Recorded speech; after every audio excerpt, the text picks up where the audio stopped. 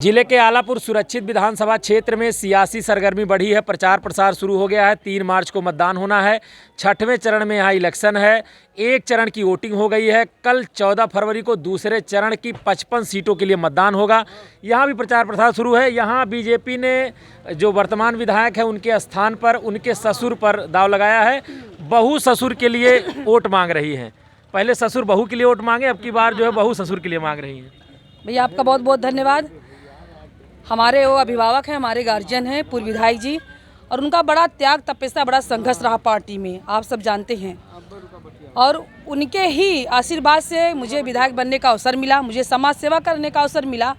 तो हम चाहते हैं कि एक बार उनको आशीर्वाद जनता का मिले ताकि वो फिर से विधायक बने और क्षेत्र का नेतृत्व करें, क्षेत्र का विकास करें। समाज सेवक के रूप में जनता उनको पसंद करना चाहती है।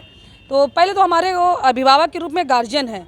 हम दिल से चाहते हैं, जनता चाहती है कि एक बार विधायक बन के क्षेत्र का नेतृत्व करेंगे और क्षेत्र का विकास आगे बढ़ता रहेगा।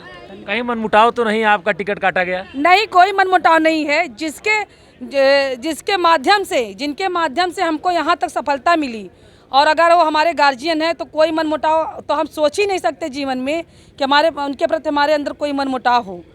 और उनका आशीर्वाद हमारे ऊपर सदैव रहता है और बना रहेगा हमेशा। उनका आशीर्वाद मिला,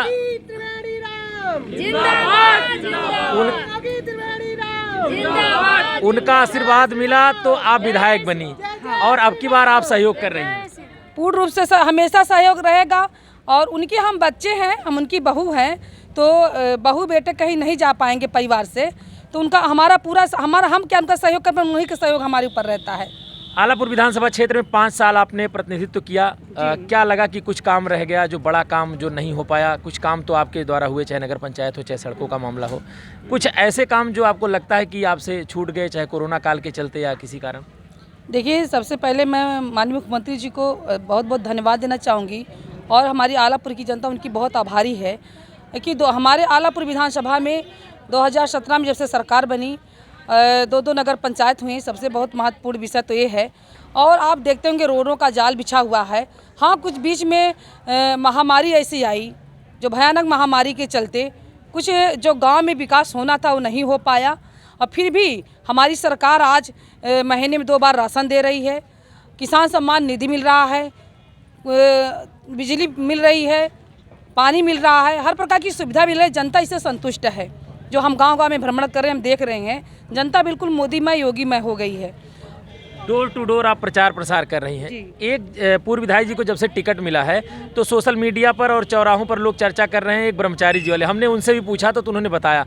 आपने क्या सुना और क्या इसके बारे में आप क्या जानती हैं? देखिए, ऐसा कुछ नहीं है, क्योंकि विपक्ष के पास कोई मुद्दा नहीं था, ना मुद्दा है, क्योंकि ना वो भ्रष्टाचार में लिप्त हैं, ना किसी के प्रति वो दुश्मनी की भावना रखते हैं। प्रेम की भावना हमेशा उनके अंदर रहता है, और उनके पास विपक्ष के पास कोई मुद्दा नहीं बचता है। इसलिए उनको पीछे करने के लिए विपक्ष इसी बात को लेकर हावी होता है, जबकि वो स्वयं धार्मिक प्रवृत्ति के हैं, स्वयं धर्म में आस्था रखते हैं। वहाँ गए भी थे जब टिकट मिला, उनको टिकट मिला था, उसके मिलने के पहले भी गए थे। जब टिकट मिला है तभी वो गए थे आशीर्वाद लेने, और कोई मुद्दा बचा ही नहीं, बस यही मुद्दा लेके लोग उठाते हैं। तो ऐसा कुछ नहीं है। भगवान किसी को, सबको आशीर्वाद देते हैं ईश्वर। किसी को ये नहीं कहते कि आप बुरा काम वो किए नहीं है। हमको जहाँ तक लगता है गलत काम उनके माध्यम से कहीं नहीं हुआ है।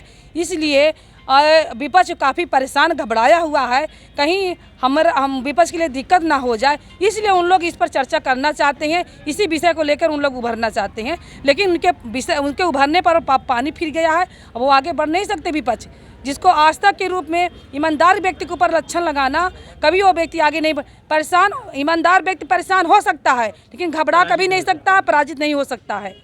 तो मैं उनके साथ हूँ, मेरा परिवार आलापुर में आप अभी 15 दिन है।